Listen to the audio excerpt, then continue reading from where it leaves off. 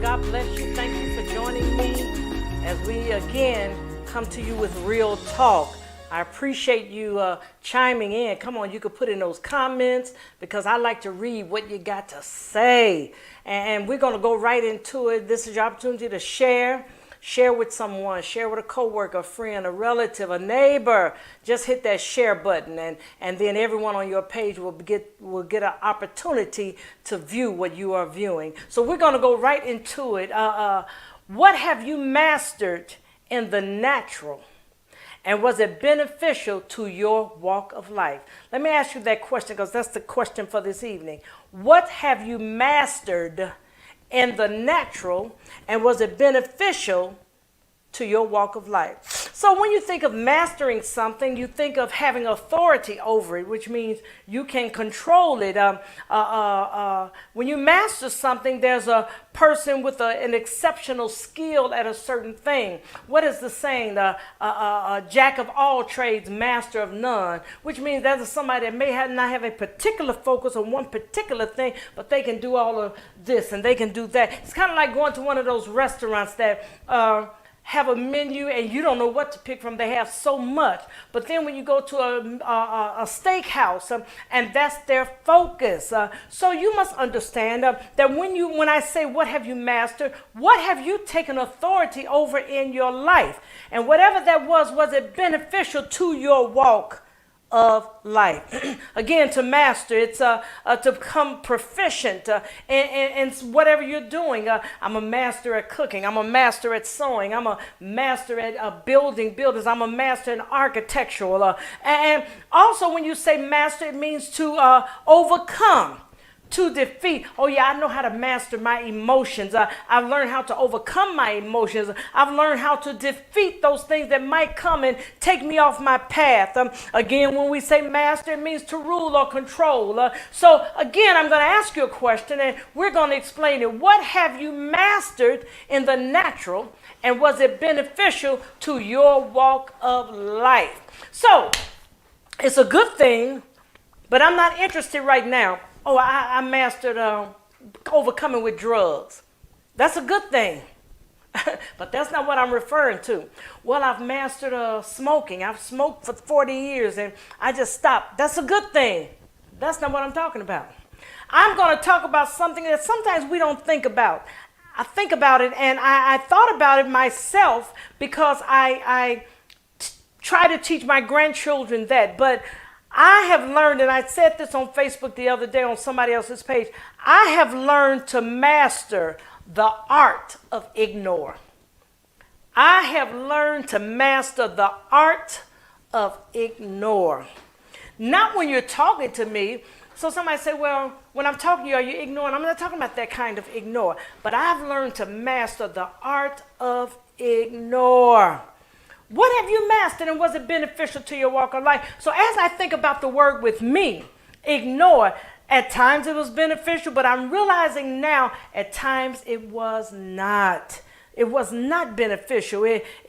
What were the pros and cons of what I mastered at ignoring? Was the place of me ignoring something, was it a good thing? Or ignoring somebody, was it a good thing? Or ignoring what somebody has said or somebody has done? Oh, I learned to master that. But I've been studying myself and thinking about myself. Maybe that's not all good. Maybe it's not really beneficial to my life. What have you mastered? And was it beneficial to your walk of life? So I said how to ignore. I've mastered that, but I had to tweak it. I had to do some things and change some things. How to control your anger. Is there anybody out there that had to master that? Because maybe you're one that go off real quick. You're one that you don't even need anybody to ignite. They can look at you funny and you're ready to go. What have you mastered? How to tame your tongue. When you want to speak, when you want to say something, when you like, oh, It reminds me of my daughter, and when she was little, of course, she had to be probably about 4 or 5, and she was riding with my dad, and he was taking someone home, and they didn't smell that pleasant, and she was outspoken then, and she mentioned to she was in the front seat with my dad, and this person was in the back seat, and she said, somebody stinks. She said, she turned around and looked at her. She said, Granddaddy, it's him. He stinks. And my father was trying to make her be quiet and tame her tongue, and that wasn't going to happen with her. And he said, Jasmine, it's okay. Stuff comes from the outside. You know, he's trying to paint a different picture. You know, sometimes Jasmine, the odor is outside. And she said, no, that didn't come until he got in the car. So Daddy knew now the thing to just be quiet, because the more you talk, the more she going to go there. She was going. So when the man got out the car, my father told her, don't you ever do that again. I don't care who get in this car. I don't care what they smell like. You are not to ever say nothing. Do you understand? She said, yes, sir. Well, maybe a month or so later, this same person got a ride. And when they got in the car, they wasn't pleasant. I told you my daughter was 4 or 5 years old. She was sitting in the front seat with my daddy. Now, he told her not to say nothing. So she was going to be obedient. But she sat in that front. She said, And my father gave her that look. And she kept saying, He gave her that look. And she looked at him. She said, you told me not to say nothing. I'm not saying nothing. So when the man got out the car, my father said, you might as well have said something. You going up there, But she called herself obeying. But in the meantime, she still had something to say. How to tame your tongue. Is that something that you have learned how to master, and was it beneficial to your walk of life? How to stay in your lane. Is that something you have mastered, and was it beneficial? Sometimes we master things and it really didn't benefit us. This is another one. How to say no. Some people say it's so hard. How to say no. How did you manage to master that, and was it beneficial to your walk of life? How to say no. So we've mastered many things, and as I said in the beginning, I've mastered the art of ignore. I've learned to ignore. What does that mean? I knew I could refuse to pay attention to something they did. I act like it never happened, pretend not to see it, be blind to the situation or the circumstance, close one's eyes to make sure that it really wasn't what I saw, and look the other way. I know it's happening, but I'm going to look the other way, turn a blind eye to disregard, neglect, to slight, to wink at. I see it, and I'm going to ignore it. I learned the art of ignore. What else? I failed to care for or give proper attention to. Because I ignored it, I could not care for it or give the proper attention that it needed. Because I ignored, there were some things I could not rectify. Because I ignored, there are some things I could not solve. Because I ignored, there are some things I could not face. But what have I said before? You can't conquer nothing that you don't confront. But we have to make sure whatever we have mastered in the natural, we have to make sure we coat it with the right spirit. The Bible speaks against gossiping and backbiting. Backbiting is simply talking about somebody behind their back. How many of you, how many of us have talked about people behind their back? There is nobody that's breathing that could say they've never done it. Because we go home, we say, did you see what so-and-so had on? Or did you see how they act? Or did you see how their children are? Or did you see what they were wearing? Or did you see how they look? We're going to say something. But guess what? The Bible speaks against backbiting. God knew we were going to do it. We're human beings. But it's the spirit in which you do it. I've said all the time, everything we do and everything we say comes coated with a spirit.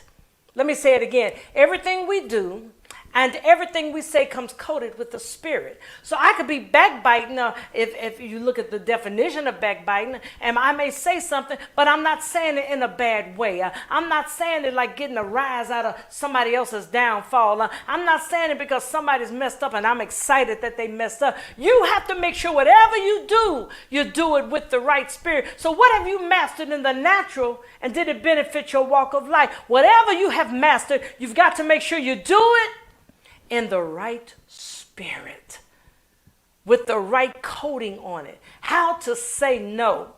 Oh, we could say no all kinds of ways. We could say no only because we don't like them, we don't care for them. We could say no because at this time maybe I can't do it. We could say no because I got an issue with them. We could say no for all kinds of reasons. But make sure you say it with the right spirit.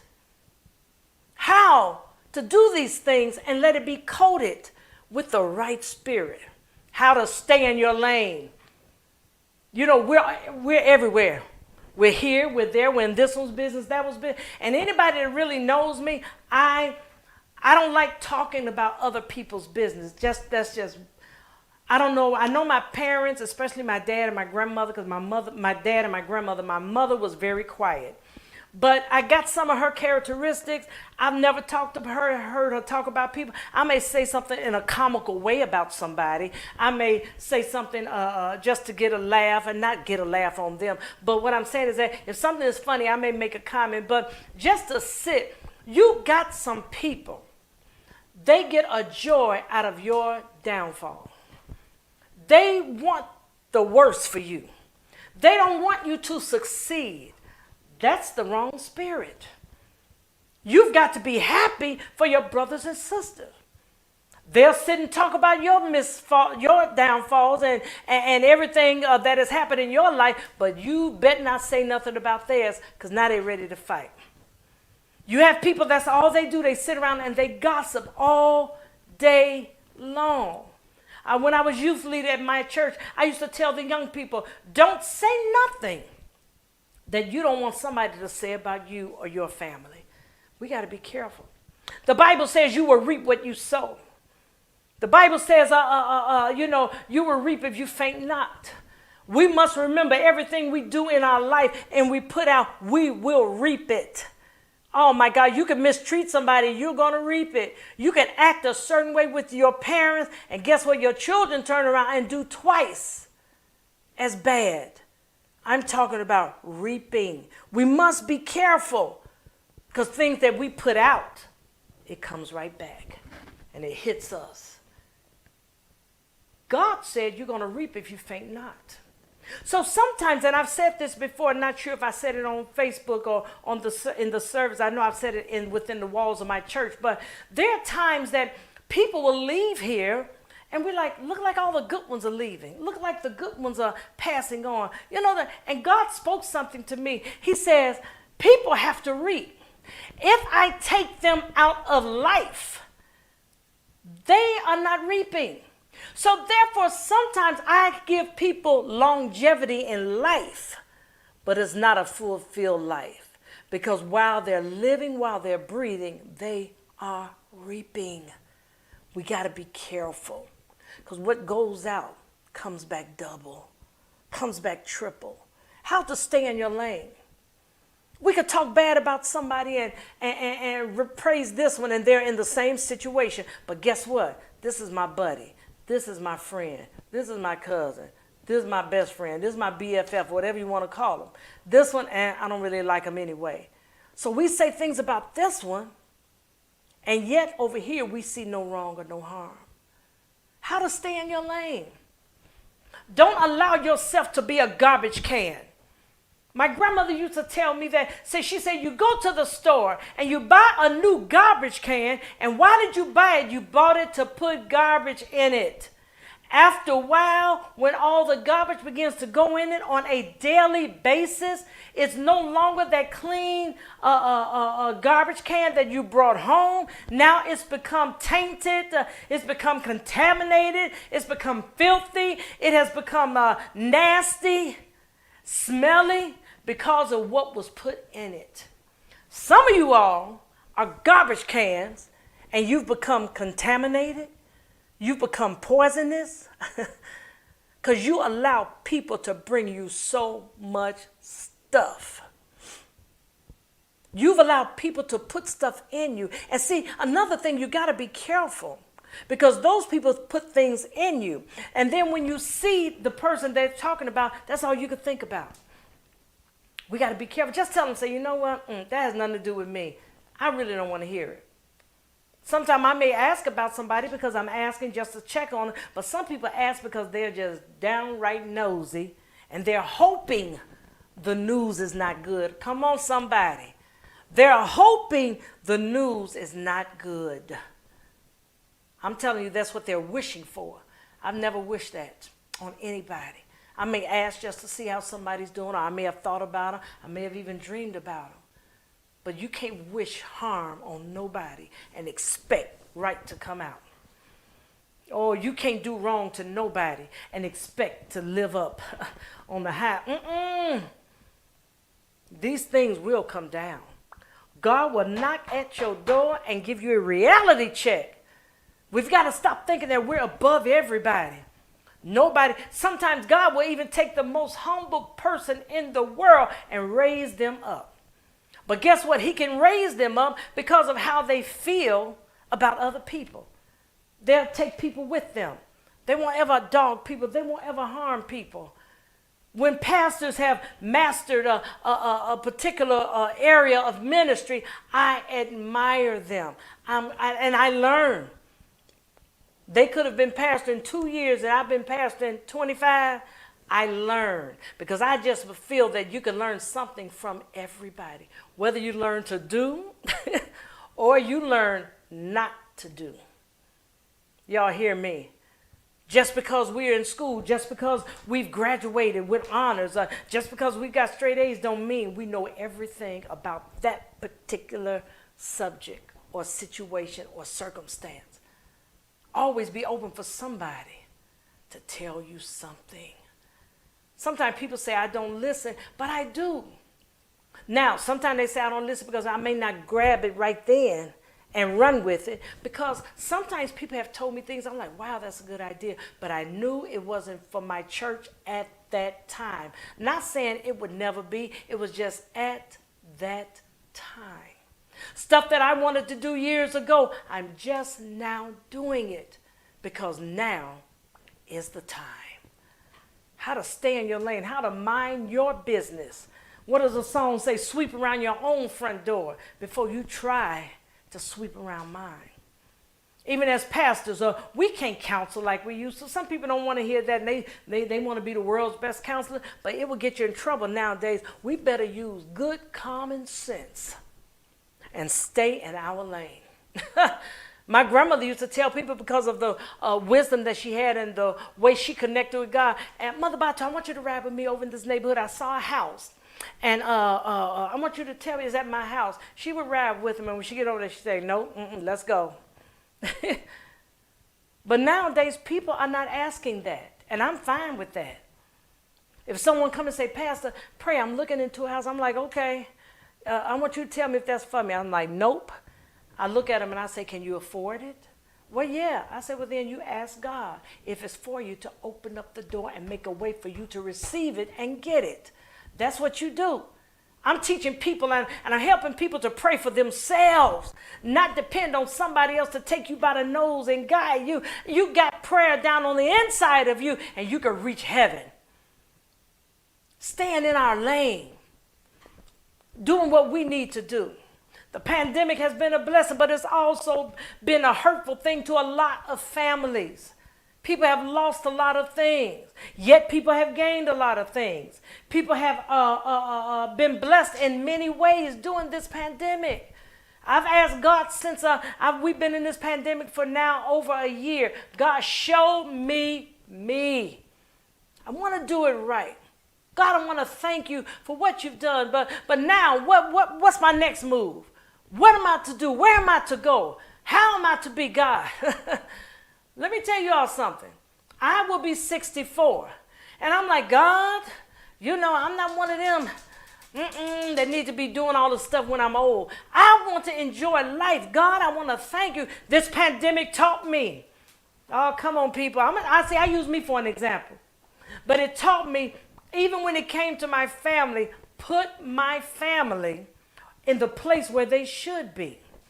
Because this is the way it was. It was God, which is always first in my life. It was God, which is always first in my life. And it was God. Y'all saw me go 3 levels down. God, God, God. So I had a tendency to put God even in front of my family. I put the church in front of my family. Birthdays, I didn't go because guess what? I got to go to church. I'm the pastor. No, I can appoint somebody to preach. I got to do this. I got to do this. Y'all, come on, people. I've got to take care of home first. My grandchildren will remember daddy and granddaddy. Grandmama, they weren't there like that because they always had to do church. But I have learned in this pandemic, we don't have to have church 2 and 3 hours. We wasn't having it 3, but we was close to 2.5. I'm like, Jesus, we could just put that word out there, dismiss and let's go. All of a sudden, I'm Catholic. No, I'm not Catholic, but you know what I'm saying. But I've learned.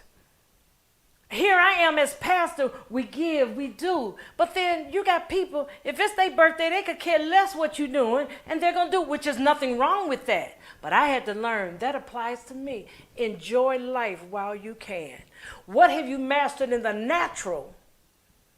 What have you mastered in the natural, and was it beneficial to your walk? I mastered saying no.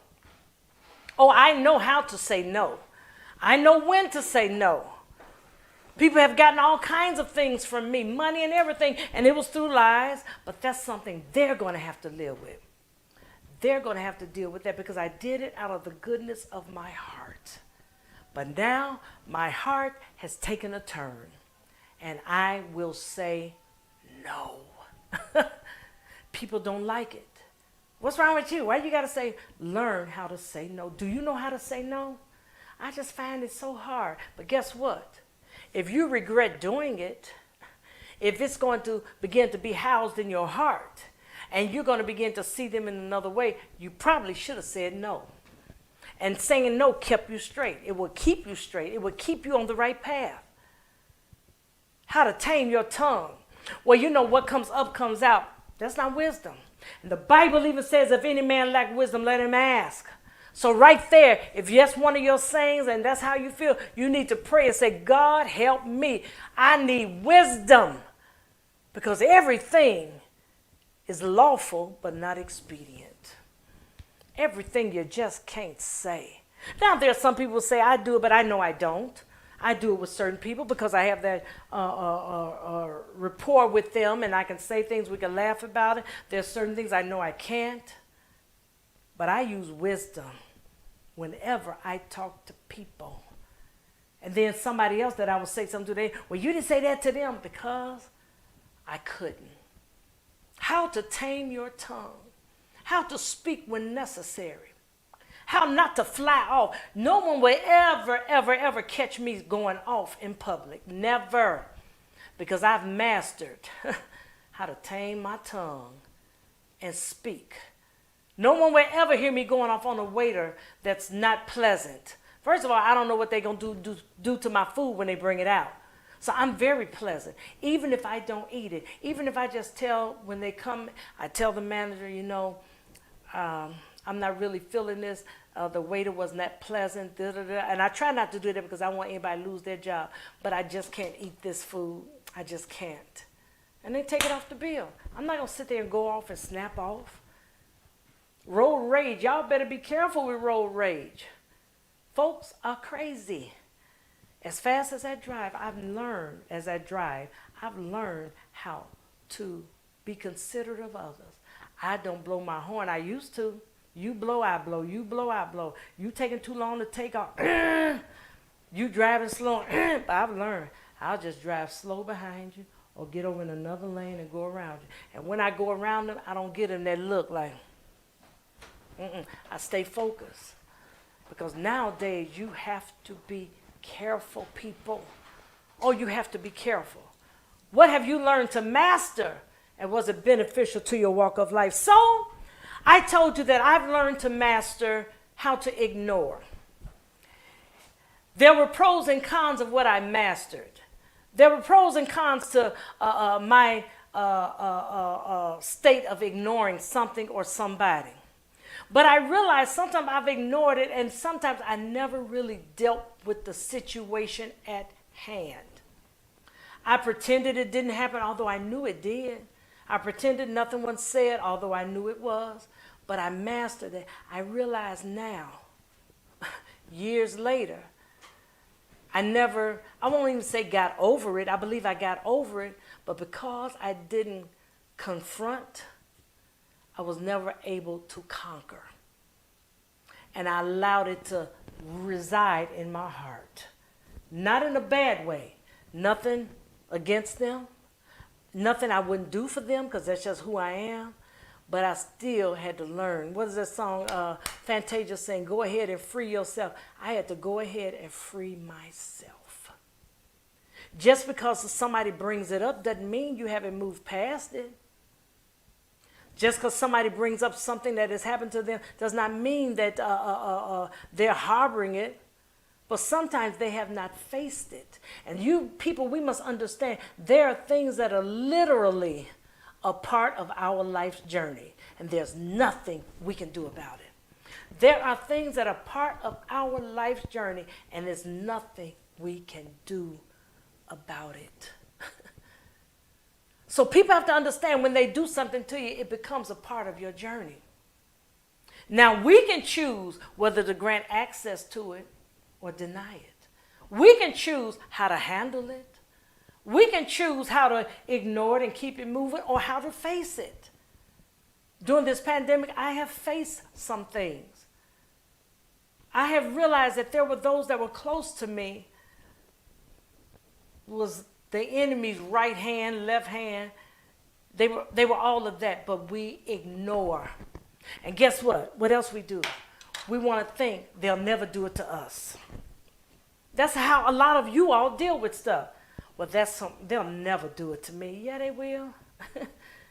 My grandmother used to say if they're capable of doing it to A, they're capable of doing it to B, C, D, E, F, G, all the way through Z. It don't exempt you, because if they did it once, they're capable. I didn't say they would, but they're capable of doing it again. If someone has stolen, you know they're a thief. Now you've invited them to reside in your house, and now you're upset because you found out they stole something. Now you're mad. I just never thought they would do it to me. They were a thief. I'm not saying you hold that against them, but why are you shocked? It's like somebody, I saw somebody that they are horrible at driving. I know them a little bit, but I really don't know. Horrible at driving. The first 3 days of them getting a new car, Bad accident, totaled their new car. A few weeks later, maybe 3 weeks later, got another new car. That car looks like they have had it for years. Every time I see it, it's more scrapes and dents and stuff in it. I mean, it's not like a little dent. No, I'm talking about a serious dent. I'm like, wow. Why am I going to ask that person to take me to the store? Think about that. Why? That makes no sense to me when I've seen their driving record and I've seen it with my own eyes, not what someone has told me. How to tame your tongue, when to speak, when not to speak. When we're in church, when we're out of the church, when we're at work, when we're at a reunion, when we're there, what will people really say about you? That's what you got to stop and think. Well, I don't care what people say. You need to. Not that that will change, but what I'm saying is that people can make or break your reputation. They can mar your reputation. So what would people say? Now, mind you, some people will tell the truth, and you got some people, they're going to lie. I don't care what. She's this, she's that, he's that, he's. You still have to know you, but what would people really say? No one really could say that, Pastor Hardy, you know, she got an evil streak to her, because I have never had that streak. I speak to everybody. That's just my nature. Yet people don't believe this. Some of them don't. But those that really know me, I'm really a shy person when it comes to being in front of people. But I'm pastoring. I have no choice but to talk. I have no choice but to be a sinner right in front of people. I have no choice. But coming up, I was extremely shy to be in front of people. I was so shy that I didn't even like answering questions in the class. I didn't have a problem answering it. I just didn't want to say it out loud. And then you got some people, they have to be the center of attention. The party don't start until they arrive. When they walk in the room, you know they're here because you hear them. You may be a mile away, but you know, yep, they here. I hear them. But how do you tame your tongue? We're so worried about the other one, but how do you tame your tongue? How to ignore things that are in your life, but is it beneficial? Sometimes ignoring is good, and sometimes it's not good because you're carrying around all these weights. You pretend you didn't see, but you know it's there. And every time you turn around, you're carrying a weight. You got weights on you because you didn't learn how to address the state and the art of ignoring. There are several ways that you can ignore. How do you do it? What are the results and the consequences of you ignoring something? Because eventually it will become housed in your heart. So I want you to think about the things that you've mastered in the natural, and was it beneficial in your life? Hopefully we can do a part 2 to this. I'm going to do it. It's hard to read comments while you're putting it on there and we're talking at the time, but I'll be able to go back and look at your comments. Ways of mastering the art of ignoring. Sometimes we don't want to talk about it. We just don't talk about it. That's a way we ignore. We just don't want to talk about it. Okay, then we say, well, I must be the bigger person. What does that mean? Come on, I need you to ask yourself a question. I'm the bigger person. What does that mean? Being a bigger person doesn't mean people have to walk all over you, step on you, and kick you in the shins. And no, that's not the bigger person. Me, when I say a bigger person to me is one that has the heart to forgive. One that has the heart to keep it moving. One that has the heart that if God causes me to do something for you, then I will do it. One that causes me to have a heart of forgiveness. That makes me the bigger person. I'm not the bigger person because I've allowed people to walk over me, talk about me, do whatever they want to, and I'm not supposed to say nothing. That is not the bigger person. Because let me say this to you. You could say, well, that's how I handle it. I just don't say nothing. But when you don't say nothing, and when you begin to house that in your heart gets blacker and blacker toward that person or the situation. It means you are not the bigger person. I just want to correct that. You could be the bigger person and address a situation, but it's how you address it. That makes you the bigger person. It's the spirit in which you address it That makes you the bigger person. You don't allow that thing or that situation or those circumstances to get you off the right path that God has set before you.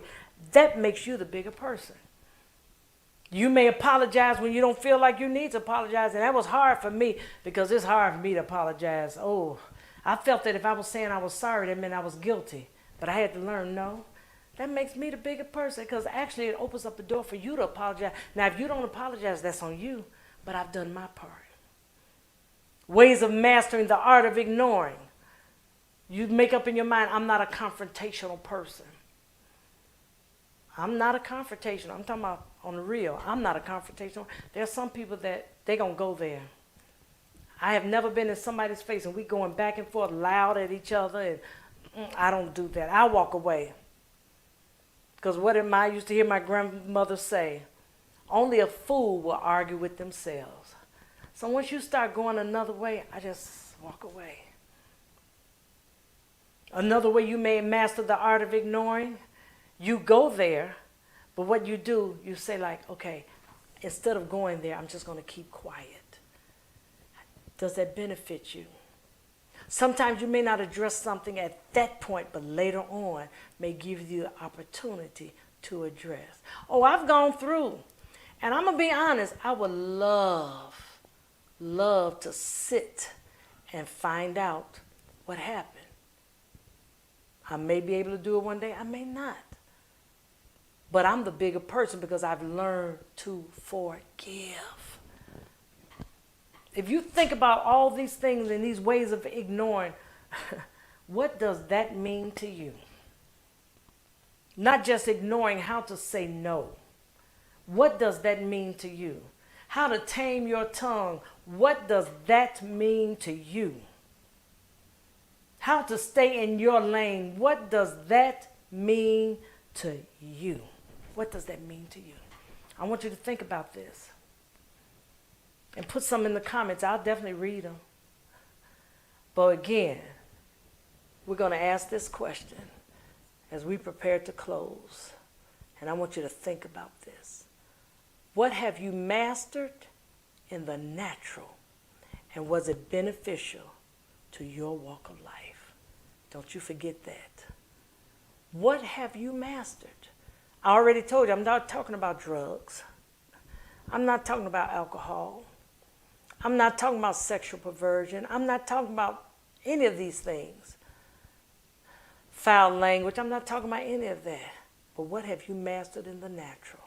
And is it, or has it been beneficial to your walk of life? Let me encourage you people. Let's switch. Put God first. Isn't this something? And this is the natural man. When we want to do something, nothing will stop us. But when it's something that we know for our spiritual growth, our spiritual maturity, everything stops us. I want you to begin to put God as the top priority of your life. And God will bless you. God will bless you. I promise you, God will bless you. So now I need you to sow that seed. Let me say it again. God is not moved by your need. God is moved by your seed. Sow that seed right now. Download Givelify, or if you already have it, Cash App, mail it in, drop it off in the mailbox, whatever's convenient for you. But sow that seed. We still want the blessings of God. The only way we could be blessed is giving. We can't get nothing with our hands closed. But when we open up our hands and we release the blessings God has given us, it allows us not only to release, but allows us the opportunity to receive. Again, I don't want to take this for granted. You that have sown your seeds during this time that we're in, I want to say thank you. Your tithe, your offering, you that are non-members. But I see every week you're sowing into the church. I want to say thank you. Thank you for every encouraging word that you put out there. I want to say thank you because pastors need encouraging also. Thank you. Again, what have you mastered in the natural? And has it been beneficial to your walk of life? I need you to think about that today, tomorrow, all week. Think about that. And was it worth mastering? Or did you master it because it benefited you, but it didn't benefit nobody else? I want you to think about those things. Real talk. And God will reveal to you, you. Yes, he will. He will reveal to you, you. He's not going to reveal to you, me. That's the thing. People want to have everything for everybody else. No, God, speak to me about me. I appreciate each of you, and I thank God for you. And I pray that as you walk this walk, the blessings of the Lord be continually upon your life. What have you mastered in the natural? And has it benefited your walk? Has it been beneficial to your walk of life? Think about that. Our announcements, don't forget our prayer line every Monday. When I say God is moving, he's moving on that prayer line. I thank all the intercessors, the prayer warriors, for you being over the prayer line and you taking people to the throne. I thank you. I'm on there every Monday. I thank you. I don't take that for granted, because prayer changes things. Prayer is the way we communicate with God. So again, I thank you. I thank you. I thank you. I Love Me on Purpose conference is in August, but now is the time. We had to cut the amount of people way down because of the COVID. I don't want you to miss out. This is your opportunity to pay your $125 now for 3 dynamic days of learning, of putting you first. This is not just for women. This is a us conference for men and women. And men, come on, you may say, well, I don't need no help. But guess what? You'll hear something that will go in here and you can help somebody else. You don't know who's going to need advice or help or a word. And you'll remember what you heard at the conference. So this is your opportunity to take advantage of being able to go away, come to the conference here in Chicago for 3 days. Make your reservation at the hotel so you will have a room. I know you will be blessed for it. I appreciate each of you, and I thank God for you. Again, what have you learned to master, and was it beneficial to your walk of life? Sow that seed now and continue to be blessed and favored by God. God bless you.